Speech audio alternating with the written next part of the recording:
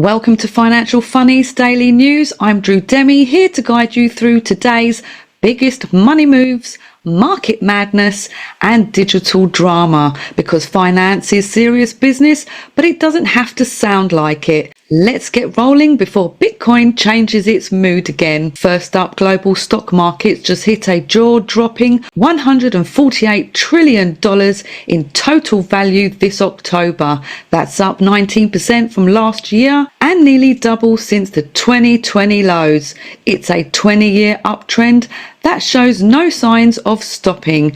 Analysts call it historic, while retail traders call it finally. Since 2020, the world has added $75 trillion in market value, proving optimism might just be the most expensive addiction of all. Next up, in the United States, the government shutdown is still going strong, and polymarket bettors are thinking it could last until December the 1st, making it one of the longest in history at 61 days. The FAA says over 3,000 air traffic controllers are still missing from the roster. So, if your flight's delayed, it's not the weather, it's Washington. Meanwhile, Wall Street's mood is mixed. Stocks remain high after the Fed's recent rate cut and the Trump-Xi truce, but inflation is still lurking in the background, like that one co-worker who keeps forgetting lunch money. Moving on to the UK, Finance Minister Rachel Reeves says the upcoming budget will focus on fairness, which in government speak usually means someone's paying more taxes. Specifically, there's talk of property and wealth taxes targeting high-value homes to help manage national debt. Meanwhile, Tony Blair warns the UK risks falling behind in quantum computing, calling it vital for future finance and security. Britain may be losing the quantum race, but it's still leading Europe in crypto adoption, second only to Russia, because nothing says innovation like hodling through austerity. Next, President Trump has threatened 10% tariffs on BRICS imports, accusing the bloc of targeting the dollar. The Kremlin denies it, of course, while China smiled politely through what diplomats are calling a 12 out of 10 meeting. Brazil Potash is seeking international investors through BTIG for a huge construction project, while Vietnam's fresh entry into BRICS Plus is already boosting trade and foreign investment. And yes, gold jewellery prices are rising again as BRICS nations keep talking about de-dollarization.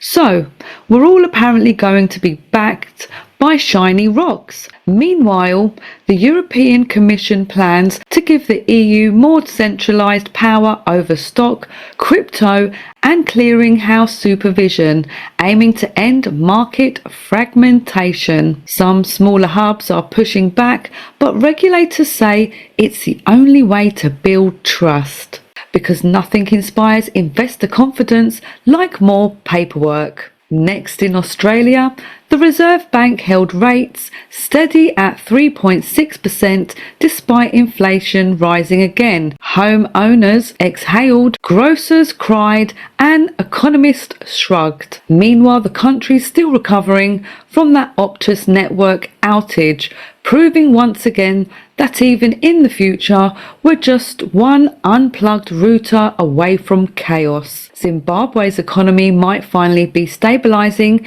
Inflation is forecast to fall to 15 to 20% by year end, thanks to the ZiG currency holding firm and record gold production over 38 tons. Optimism is high, and for once, not just the inflation rate. And Vietnam saw nearly $15 million in new FDI last month, bringing 2025's total to $3.9 billion, more than double last year. Low inflation and smart fiscal management keep growth steady. While BRICS membership is opening new trade doors, it's likely the quiet student in the class suddenly acing every test. Canada's economy dipped 0.3% in August, marking its fourth drop in 5 months. September might eke out a 0.1% rebound, narrowly avoiding recession, or as economists call it, technical optimism. US lumber tariffs of over 50% are hammering exports, and crypto exchanges are getting fined faster than maple syrup pours. Still, Canada remains polite about it. And next to the crypto roller coaster, my favourite, it's been volatile for digital assets. Bitcoin dropped between 94,000 and 111,000. Ethereum lost about 8%, and Solana fell hard after a DeFi hack. Institutional buying has slowed, dipping below mining output, and that's never a bullish sign. Crypto adoption in the US keeps climbing, 2 million active users, with Washington State leading the charge because apparently rain and blockchain mix well. Now for Hackers Corner. Let's talk about the other economy, the one that runs on stolen passwords and terrible life choices. First, North Korea's Kim Soo-ki group is back with a fresh backdoor called HTTP Troy, hiding in a fake VPN invoice. It opens a decoy PDF, installs a sneaky HandLab update task, and rebuilds its own code to dodge antivirus scans.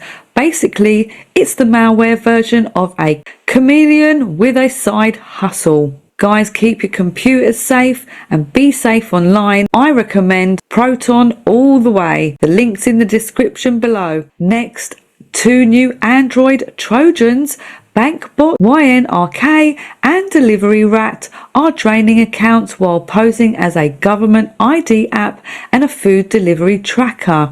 They even mute your phone so you won't hear your bank's fraud alerts. That's efficiency, evil efficiency. Moving on, cyber criminals are now hacking trucking and logistic firms, not for data, but for the cargo itself.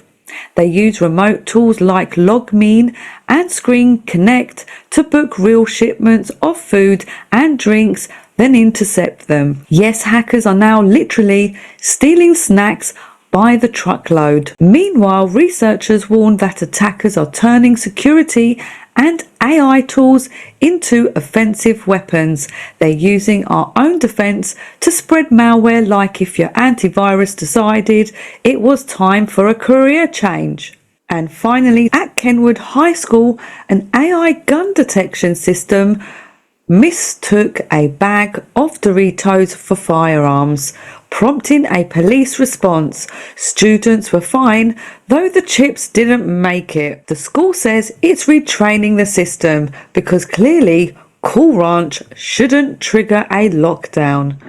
And that wraps up for Financial Funny's daily news on the 4th of November 2025. From Wall Street to Wi-Fi, remember, diversify your portfolio, secure your passwords, and never trust an email that starts with "Dear valued customer." I'm Demi, and this has been your Financial Funnies daily news, where finance meets fun and the punchlines are tax deductible. See you on Charlie Ward's daily news next.